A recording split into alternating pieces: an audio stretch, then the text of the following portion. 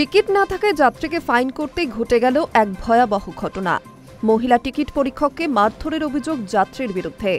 গলায় ফিতের ফাঁস দিয়ে শ্বাসরোধ করে খুনের চেষ্টা করা হয় বলেও অভিযোগ।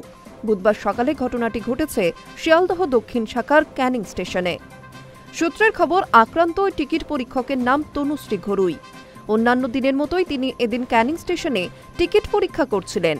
এক মহিলা যাত্রীর কাছে টিকিট চাইতেই ঘটনার সূত্রপাত। টিকিট পরীক্ষকের সঙ্গে বচসা শুরু করেন যাত্রী, এমনটাই অভিযোগ। ধীরে ধীরে তার চরম আকার নেয়। টিকিট পরীক্ষকের সঙ্গে হাতাহাতিতে জড়িয়ে পড়েন যাত্রী, জখম হন ওই রেলকর্মী। তাতেও থামেনি আক্রমণ। অভিযোগ, এরপর টিকিট পরীক্ষককে তার পরিচয়পত্রের ফিতের ফাঁস দিয়ে শ্বাসরোধ করে খুনের চেষ্টা করে ওই মহিলা যাত্রী। পরিস্থিতি জটিল হলে ছুটে যান রেলের অন্যান্য কর্মী ও পুলিশ। তারপর পরিস্থিতি নিয়ন্ত্রণে আনা হয়। ফাইন নিয়ে তারপরই অভিযুক্ত যাত্রীকে ছাড়া হয় বলে সূত্রের খবর।